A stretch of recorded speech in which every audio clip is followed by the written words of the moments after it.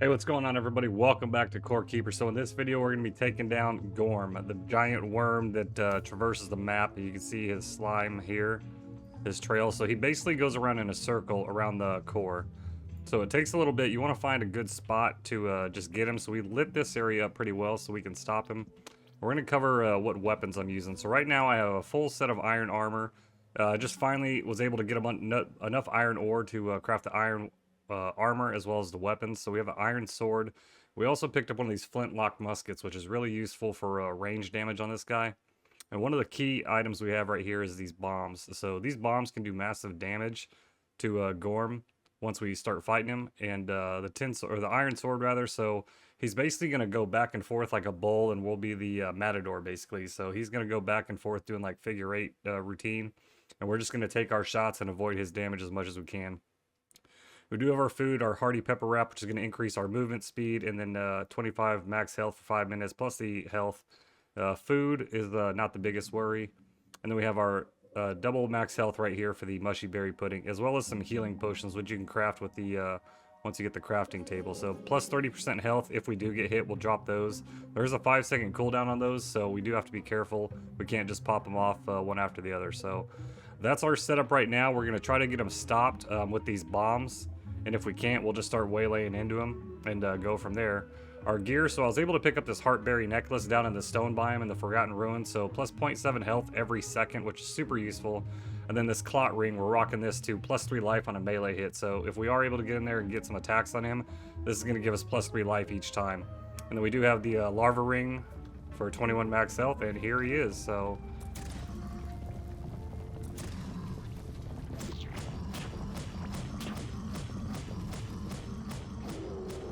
alright, we got him stopped. So now, drop some of these bombs down. And you can see him moving around in a pattern. Drop these right in front of him. And then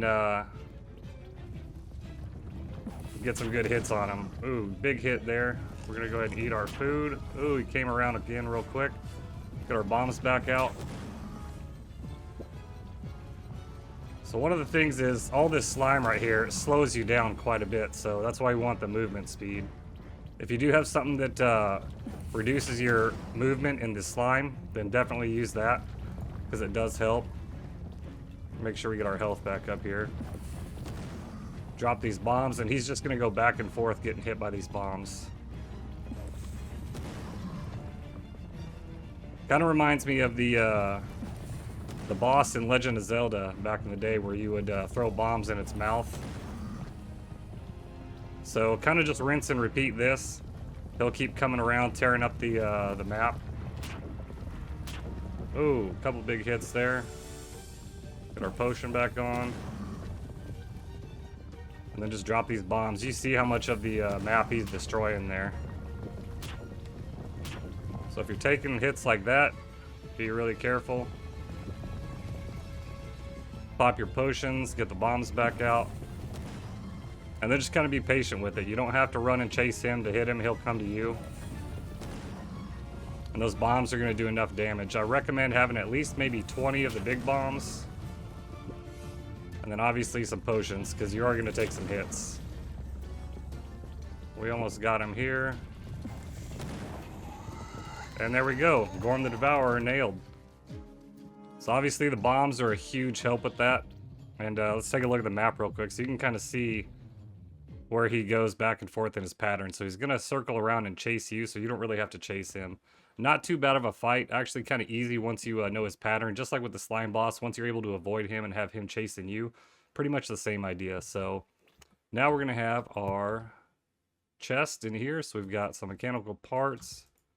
Got some iron ore. We've got a larva ring.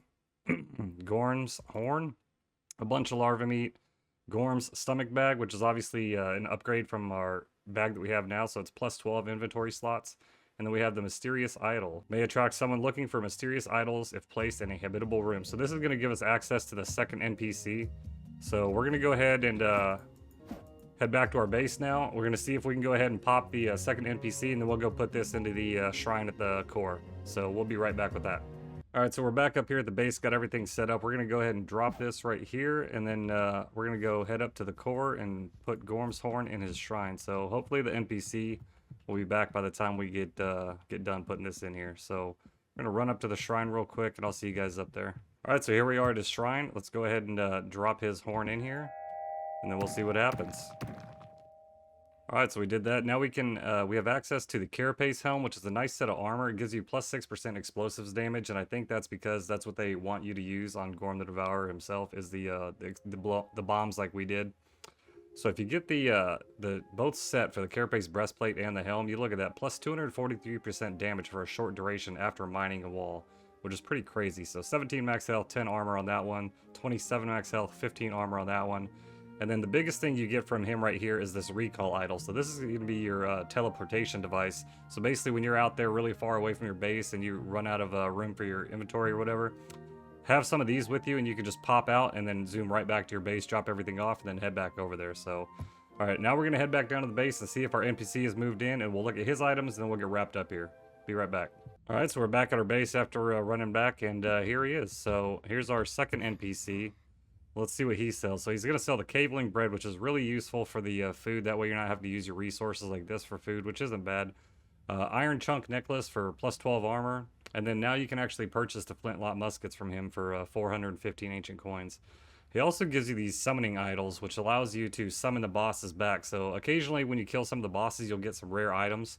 So that's a good reason to use these summoning idols to go ahead and bring them back in to see if you can get some of that rare loot. So, and I believe our other NPC actually has new stuff to sell too. So I think, yeah, now he has the tin ore and the larva meat, if I'm not mistaken. I think it was just these 4 items before, but so each time you defeat one of the bosses, he's going to have more stuff to sell, at least the beginning 3 bosses. So there you go. We've killed Ghorm the Devourer, got his chest, got our new NPC, and that's basically it. So thank you guys so much for watching the video. Make sure you like, comment, and subscribe if you haven't already. We'd love to have you join the community, and stick around for more Core Keeper videos. We'll be making a lot more. So as always, take care of yourself, take care of each other, and stay rich, my friends. Later.